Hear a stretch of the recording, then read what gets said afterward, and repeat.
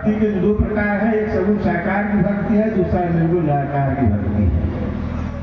सगुण साकार की भक्ति करते हम करते करते हम नौ द्वार से ऊपर जाते हैं, तो निर्गुण निराकार की भक्ति का कार्य प्रारंभ होता है। अंधकार को हम पार करते हैं, प्रकाश में जब हम जाते हैं तो वज्र कपाट हमारा खुलता है और तब आनंद मिलता है, तब भजन प्रारंभ होता है।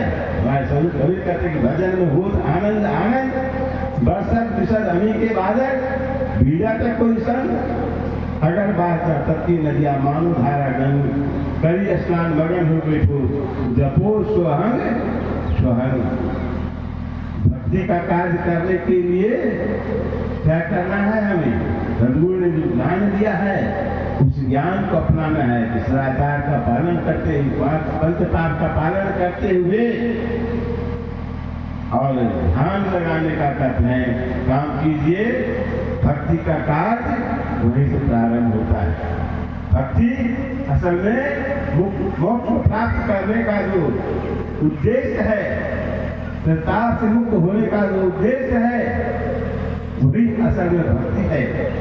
लेकिन भक्ति हम करेंगे, हमारा मन जो विषय वासना में फंसा हुआ है, काम को लोभ और अहंकार में जो फंसा हुआ है, जब तक हमारा मन से फंसा हुआ रहेगा तो भक्ति का कार्य नहीं होगा। कैसे मन रूपी रावण को मारना है, क्योंकि एक एक विषय में जब मन लग जाता है तो वह इस मन को उलट पुलट देता है। भगवान कृष्ण कहते हैं कि इंद्रिया नाम ही चरतांग यन मनो अनुग्रियते तस हृदय प्रज्ञान वायुराम भुवन बटी। विषयों में विचरती हुई इंद्रियों में से जिस इंद्रियों के साथ यह मन लग जाता है, वह एक ही इंद्रिया इस मन को उलट पुलट देती है। जैसे नाव चलती है, आंधी की बयार आती है तो नाव को उलट पुलट देती है। विषय की बयार जब मन में रहता है ना, मन को उलट पुलट देता है।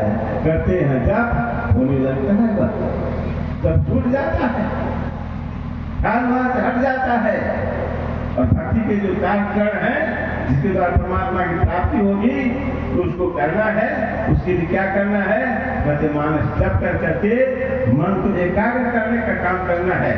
क्योंकि अब रावण जो है हमारे अंदर जो बसा हुआ है काम क्रोध लोभ अहंकार के रूप में, वो हम मरेगा कैसे?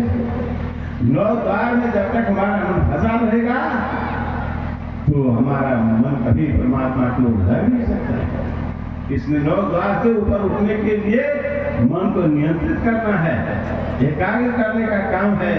जब मन एकाग्र होगा, और जब एकाग्र होगा तब जब रूप का ध्यान होगा, और रूप के ध्यान में जब हमारी सोच एकाग्र होगी, दृष्टि की दोनों धार एक बिंदु पर जोड़ने का काम करेंगे जब हम, अंधकार का पर्दा फटेगा, प्रकाश का उदय होगा। तब हम सुन रहे थे वो प्रकाश कैसा होता है? सुनने का जब से राम प्रताप खगेशा उदित भयो अति फल दिनेशा, पूरी प्रकाश रहो धूलो का, बहुते सुख बहुते मन शोका, जिन्हें सुख के कहो बखानी, प्रथम अविद्या निशा निशानी, अब उलूक जहाँ लुकाने, काम क्रोध कैरव सुल्तान, विविध कर्म गुणकाल स्वभाव, ये चको सुख रहे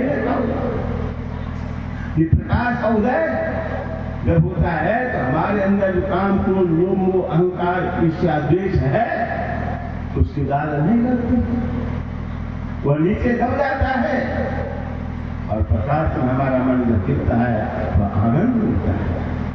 उसी प्रकाश में